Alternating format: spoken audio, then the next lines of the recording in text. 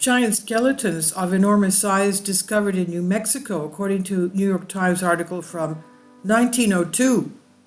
Is this evidence that giants once roamed the earth?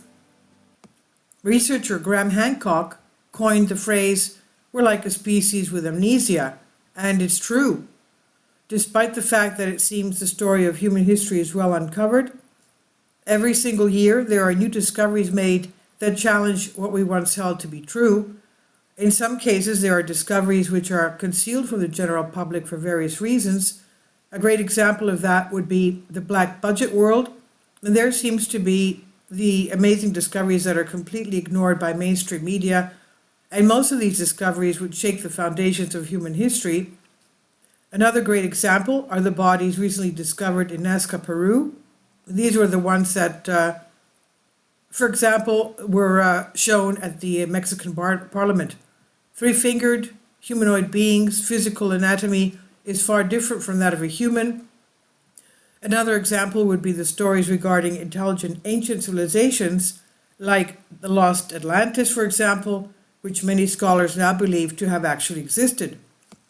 Out of all the information that's out there regarding intelligent ancient civilizations and more, even if just one of these stories are true, it would completely change what we thought we knew about human history and the history of our planet. I believe, says the author, the story of our past might be different from what seems to be the only two available options, creationism and evolution. There may be a myriad of other factors involved, and these discoveries would also shake the foundations of many people's belief systems.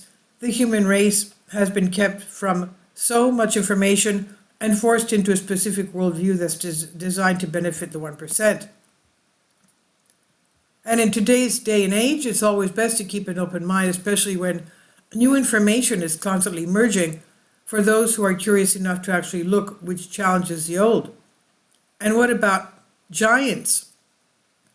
Did giants once roam the earth? It's been in the literature and lore in multiple cultures throughout human history, from the Mayas, the global indigenous populations, the Holy Bible, and more, since we perceive as the beginning of time. For example, the Bible tells us that when the gods were on earth, they were giants. And this, when you bring up in conversation, normally brings up laughter and people giggling and thinking you're joking. And yet the Bible is full of references of giants in our history, according to what Michael Tellinger says. Tellinger is referring to the Nephilim, as referenced Nephilim in Numbers 13:33 of the Bible. And it says, "We saw the Nephilim there, the descendants of Anak who came from the Nephilim, the descendants of Anak who came from the Nephilim. We seemed like grasshoppers in our own eyes, and we looked the same to them." Again, it's not just the Bible, it's lore from cultures that predated religion as well as the indigenous.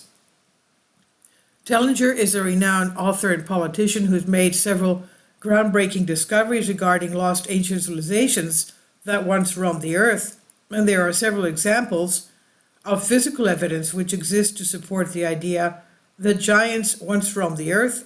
For example, stories in the vaults of the medical school at WITS, Wits University, Johannesburg, South Africa. There's a part of an upper leg bone with a hip joint that would have stood approximately 12 feet tall. It's been there since the early 1960s and was found by miners in northern Namibia. It's one of the most precious and rare specimens available today that clearly indicate the existence of giants in South Africa more than 40,000 years ago.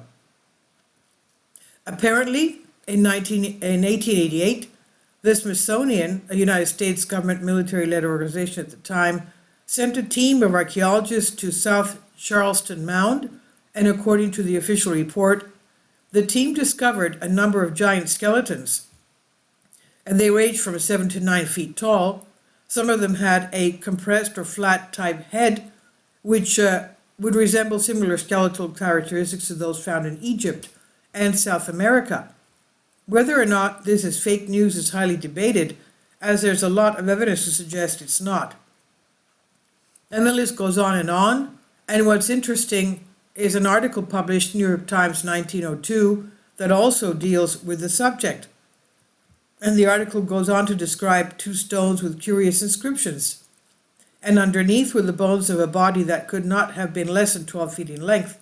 And according to the New York Times article, the men who opened the grave say that the forearm was 4 feet long, and that in a well-preserved jaw, the lower teeth ranged from the size of a hickory nut to that of the largest walnut in size. Can you imagine? So apparently the chest of the body had a circumference of 7 feet. The bodies were first discovered by Luciano Quintana.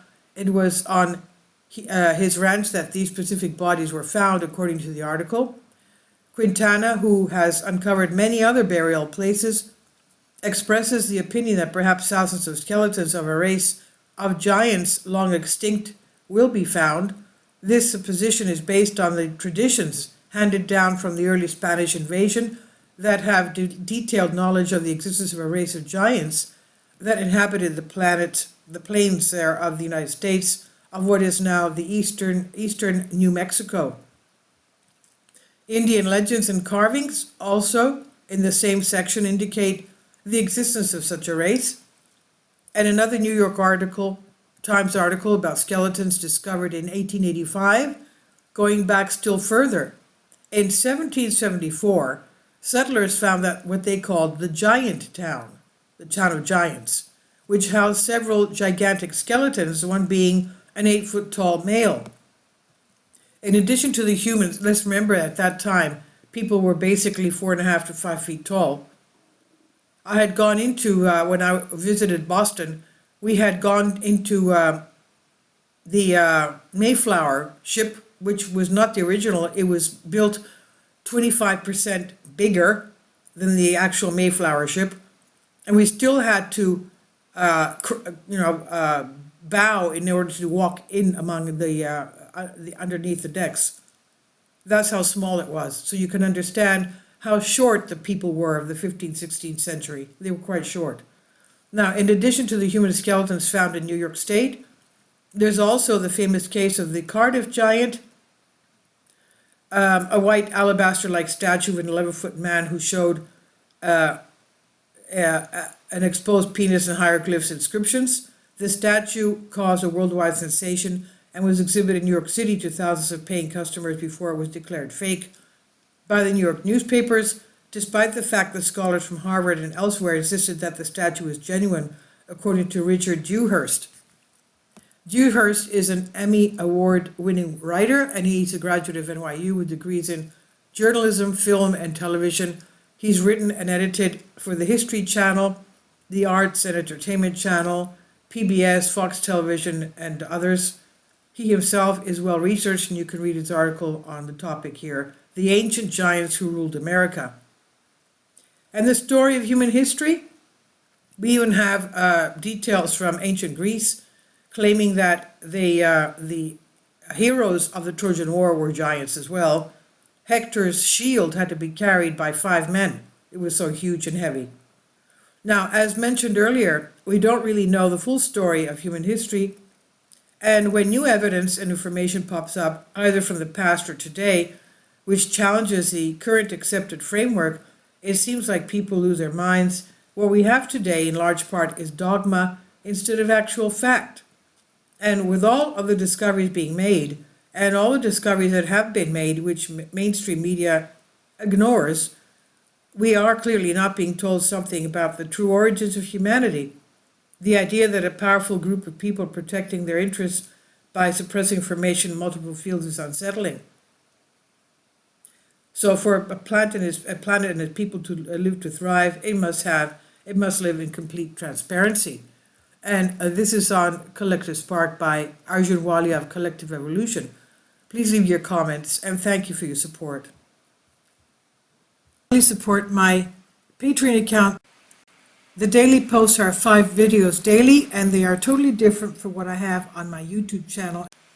Thank you so much for your support, and that you find all my content so interesting. You'll find the Patreon account details in the description box below.